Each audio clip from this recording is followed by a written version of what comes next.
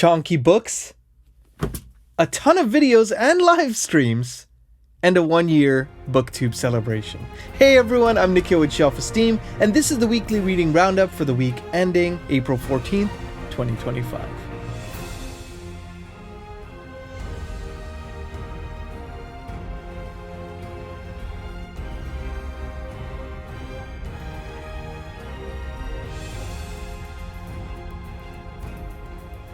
Hey everyone, welcome back to the channel. I'm Nikhil with Shelf-Esteem. I'm a composer, now also a booktuber. You can find my music in The Wheel of Time Season 2, His Dark Materials Season 3, and the newly released The Hills of Tenchiko, the featured song in The Wheel of Time Season 3.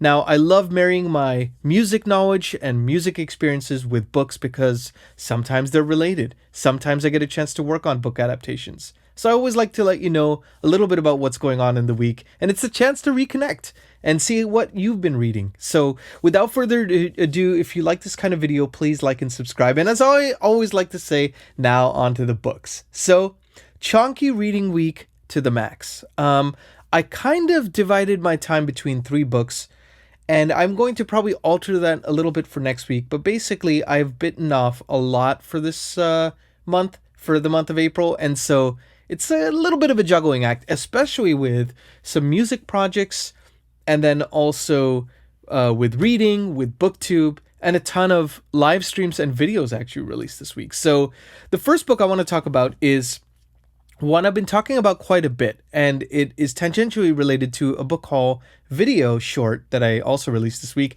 and that is James Michener's Alaska. Now, I'd never read any James Michener, but I'd kind of I'd seen the book Texas lying around before. You know, he writes about these different locations and kind of how they evolved throughout history.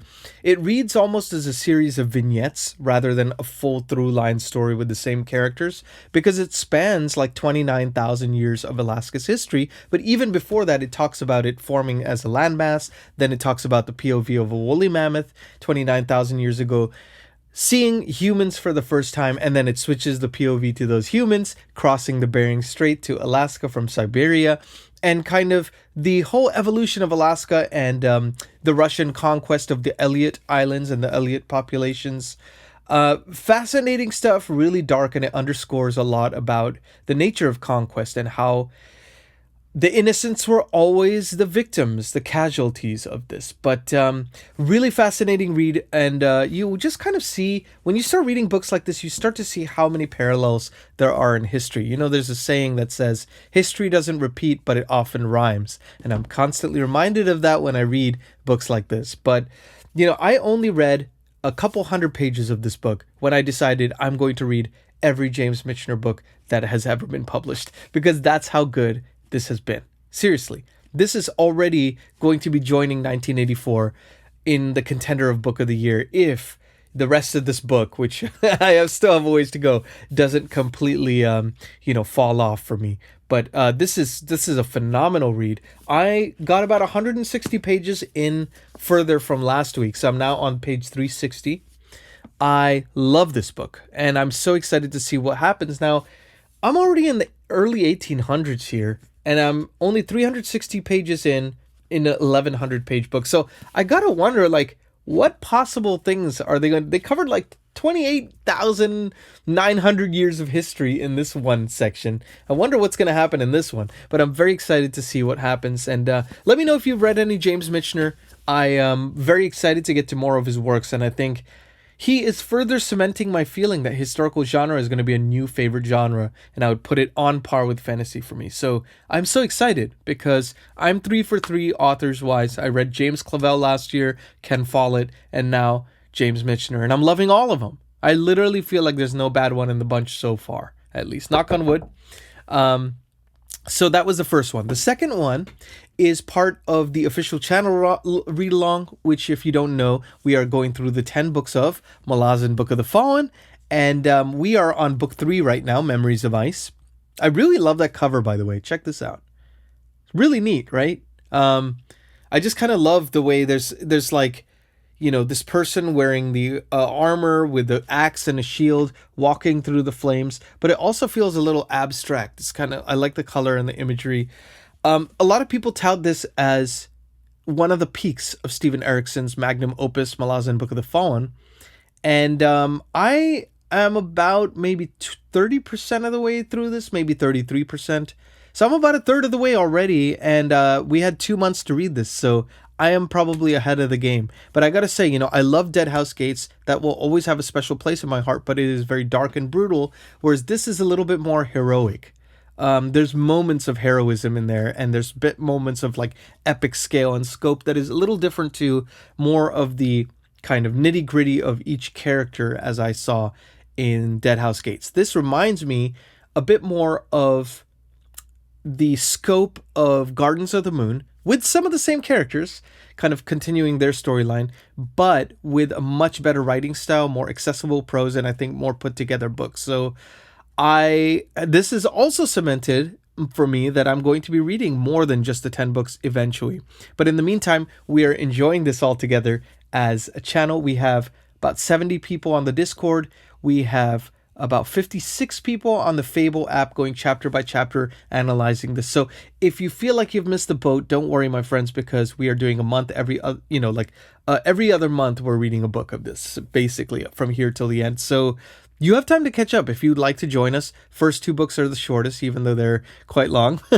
But if you would like to catch up, please feel free. We would love to have more of you. The more, the merrier, always. So not going to say more than that until I get a little bit further, but I'm really enjoying this. So, and the third book that I read this week is Mr. Slaughter by Robert McCammon. This is book 3 of his Matthew Corbett series about a private investigator in the year, in this case, 1704.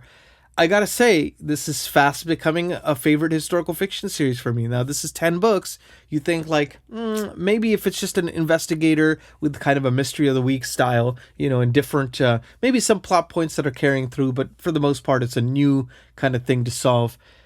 Wouldn't that get boring after a while? Well, my friends, no, it doesn't, because it expands the world. And Matthew Corbett in this book feels a little bit more fallible than the first books. And you're kind of seeing him come into his own, but also with the trappings that come with that. I feel like the whole Mr. Slaughter antagonist is pretty deranged. It reminds me a lot like Hannibal Lecter or something, very witty, but very brutal and visceral and kind of biding his time till, he can make a perfect strike. That kind of a feeling is in the book. It is a little bit more grotesque. There's a lot more graphic descriptions of the brutality because Mr. Slaughter is a brutal person. So I gotta say, I'm loving it. I'm 50% of the way through now. I anticipate I'll probably finish it this week. But I know Cliff from Cliff's Dark Gems is really hot on this book. And we're looking forward to figuring out a time to discuss all 3 books on his channel. So as we figure out all that stuff, I'll as we get closer to the date, I'll let you know how that all goes. But let's talk a little bit about what I'm going to read next week. So, of course, I'm going to continue on those 3 books, but I'm also going to add a 4th because who can have too many books going on at the same time, right? At least that's what I tell myself. And that is going to be, of course, the wonderfully legendary Janny Wurts and her incredible Ships of Merior.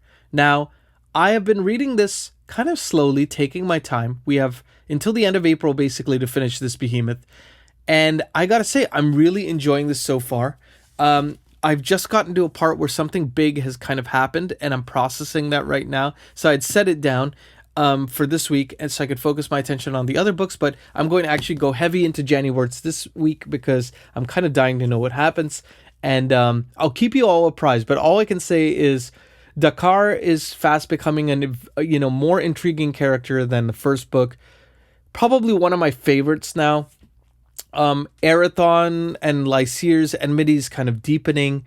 There's a little bit more kind of, I guess you could say, complexity to Arathon's character that I'm seeing in this book. So I'm excited to see where this goes from here. But Janny, I am so looking forward to being able to talk with you again at some point. I guess hopefully, not to put you on the spot or anything, but hopefully we can figure out sometime that we can do a discussion either on Ships of Merior or maybe a couple of these books or something at a time. But very excited to continue on that. So let's talk a little bit about this week on the channel. So we have crossed the 1,100 subscribers mark, you guys. We are now at 1,102 subscribers. And I think we got a little bit of a bump because in my last reading roundup, I talked about the Hills of Tanchico. And I think some of the fans of the show found it. And so it was great because now I can connect with fans of the show on not just music, but on books. two of my favorite things. So for all of you who are new here, welcome. I'm so glad you're here. And it's an honor and a privilege to talk books with you all, because this is the great thing about, BookTube, I think, is that we all live across the world. We have different backgrounds. We're different age groups, but we can connect on some commonality. And because we like to read so much, we usually like to be self-reflective, think about things and expand our worldview, and have agreements and disagreements, but always have discourse around them. So very exciting all around. So to say I was prolific this week is an understatement, because I did 3 videos, 3 live streams, and 1 recorded discussion. The most prolific I've ever been on this channel since I started a year ago. So let's talk about what went on the channel. So the first thing was, of course, the reading roundup, which if you want to check it out, there's always some interesting information about some of these books and other things as well. So you can check that out up here. The second video that I did was the adaptation news episode 5. Now, I've been doing these a little bit more kind of sparsely, but I want to ramp that up and do one every 2 weeks if I can. I don't want to lock myself into a schedule too much, but I think you all should know a little bit more about adaptations and kind of where they are in the pipeline, spoken from an industry, I guess you could say, somebody who's knowledgeable about the industry from working in it and pitching on projects, knowing what does it mean when something is in turnaround? What does it mean when it's in development but you don't hear anything for months? What's going on behind the scenes? So that was really fun. Couple of really interesting projects like Andy Weir's Project Hail Mary, for instance, and a couple other surprises as well. Stephen King's The Long Walk. So you could check that out up here if you want. And then, of course, I was very excited to celebrate my BookTube's 1-year anniversary. On April 11th, 2024, I did my first video ever on the channel, and 161 videos later, here I am. So it has been really great getting to know all of you, and got a chance to kind of take stock of the year. What went right, what I would do differently, what I want to do for the following year. So you could check that video out up here as well. Now let's talk a little bit about the 3 live streams. So the 3 live streams were all bangers for very different reasons. So the first one last Monday, and I'm linking that up here, I got a chance to talk to Tom DeSimeone and also Bill Bridges, the author and tabletop game designer.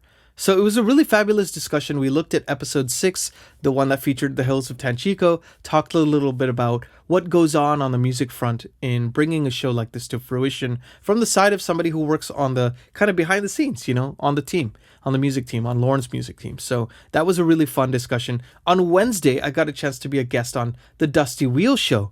The wonderful Matt Hatch and I got a chance to speak along with Max Silva, who was a former PhD candidate in music. So he had some incredible questions about the musicality in the show, the themes that were used, and he even designed a document about it, like kind of showing where themes interweave and stuff like that.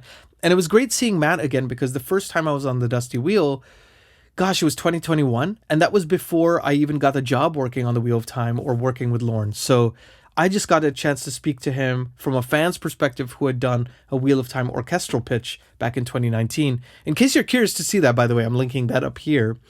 And it was great to reconnect and talk about all things Wheel of Time episode 3 or episode 6, season 3, and talk about, what we are very much looking forward to in season 4 and just taking stock of the season as a whole. So it was great. Matt, thank you so much for having me. As if you see this, we had 500 people tuning in during that whole live stream. So it was wonderful to see so many Wheel of Time fans and to get to celebrate the Hills of Tenchiko together. So that was really great. And then, of course, the third and final, but last but not least live stream of the week was with Jake from Nerd Level Rising. Now, he has fast become one of my favorite new booktubers.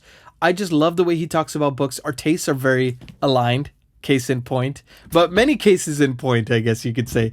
Our tastes are very aligned. And you know how it is where, even before you meet someone, you kind of get a feeling you're going to get along, but then within the first 10 minutes you start speaking and it's like, boom, fast friends immediately. So I had such a blast being on his channel, and I just love to see him flourishing on BookTube. You know, he's grown so much in just a few months, and it is well deserved, I'd say. So Jake, it was such a pleasure talking to you, man. Thank you so much for taking the time to have me on your channel. I really do feel like we could have talked for hours, and I hope those hours continue on my channel. So we are talking about having Jake on Shelf Talkers, and I'll let you know as we get closer to the date when that will be, but very exciting times all around.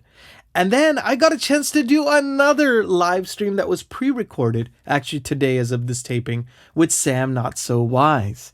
Now, another fantastic channel. He has introduced me to so many new authors that I didn't know about. He and I share a favorite book in 1984. That's his favorite book of all time. It's a recent favorite of mine. So we had a blast chatting for about an hour and a half or so about all things sci-fi, the Wheel of Time.